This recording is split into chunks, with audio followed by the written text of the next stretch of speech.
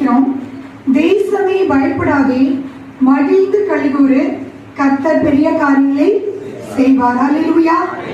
இந்த வார்த்தையை நீங்க விசுவாசிங்க. இன்றைக்கு கர்த்தர் உங்கள் குடும்பத்திலே, உங்களுடைய தனிப்பட்ட வாழ்க்கையிலே, கர்த்தர் சபையிலே பெரிய காரியங்களை செய்ய போகிறார். அல்லேலூயா. எத்தனை பேருக்கு ஆண்டவர் பெரிய காரியங்களை செய்திருக்கிறார், செய்து கொண்டிருக்கிறார், செய்ய போகிறார், கர்த்தர் செய்திருக்கிறார். ஆமென். சங்கீதம் 126:3 வாசிக்கிறோம், தாவீது சொல்லுகிறார், கர்த்தர் நமக்கு பெரிய காரியங்களை செய்தார், இது நிமித்தம் நாம் மகிழ்ந்திருக்கிறோம். ஏன் நம்ம மகிழ்ச்சியோடு இருக்கிறோம் தெரியுங்களா? கர்த்தர் உங்களுக்கு எனக்கும் பெரிய காரியங்களை செய்திருக்கிறார். நாம் ஆராதிக்கிற தேவன் பெரியவர். அவருக்கு பெரிய காரியங்களை தான் செய்ய தெரியும். அவருக்கு சின்ன அற்புதங்களை எல்லாம் ஆண்டவர் செய்கிறவர் அல்ல, சின்ன சின்ன சுகத்தை அல்ல, சின்ன சின்ன அதிசயங்களை அல்ல, கர்த்தர் பெரிய காரியங்களை செய்ய போகிறார். அவர் செய்தா பிரமிக்கத்தக்க விதத்திலே செய்வார். கிரயிக்க கூடாத காரியங்களை கர்த்தர் செய்வார்.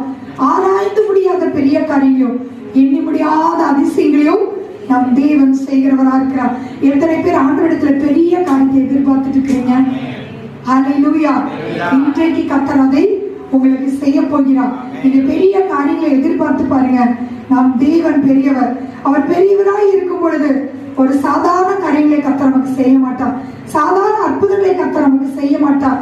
அவர் செய்யும் காரியம் பயங்கரமாய் இருக்கும். இதுவரைக்கும் உங்க வாழ்க்கையில செய்யாத அதிசயங்களை, செய்யாத அற்புதங்களை கர்த்தர் செய்ய போகிறார். அல்லேலூயா. அல்லேலூயா.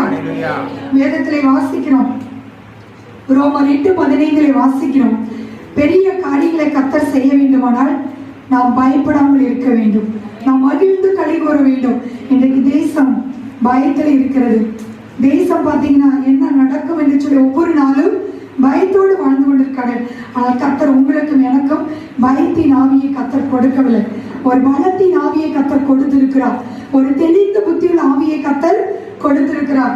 ரோமர் 8:15 வாசிக்கிறோம், பயப்படுகிறதற்கு நாம் அடிமைத்தனத்தின் ஆவியை பெறாமல் அப்பா பிதாவே என்று கூப்பிடக்கூடிய புத்திர சுவிகாரத்தின் ஆவியை பெற்றிருக்கிறோம். அல்லேலூயா. நீங்க விசுவாசிக்கிறீங்களா? உங்களுக்கு எனக்கும் தேவன் தந்த ஆவி எப்படிப்பட்ட ஆவி தெரியுங்களா? புத்திர சுவிகாரத்தின் ஆவி. அது குமாரனின் ஆவியை நமக்குள்ளே கொடுத்திருக்கிறார். இயேசு கிறிஸ்து பிதாவை எப்படி அழைக்கிறார்? அப்பா என்று அழைக்கிறார். பரலோகத்தின் பிதாவே என்று அழைக்கிறார். அப்பா பிதாவே என்று கூப்பிடக்கூடிய ஒரு புத்திர சுவிகாரத்தின் ஆவியை நாம் பெற்றிருக்கிறோம். நீங்களும் நானும் அடிமைத்தனத்தின் ஆவியை நாம் பெறவில்லை. தேசம் அடிமைத்தனத்தில் வாழ்ந்து கொண்டிருந்தது. இந்த தேசத்திற்கு ஆண்டவர் 1947 இந்த தேசம் சுதந்திரம் அடையும்படி கர்த்தர் வைத்தார். இன்றைக்கு 79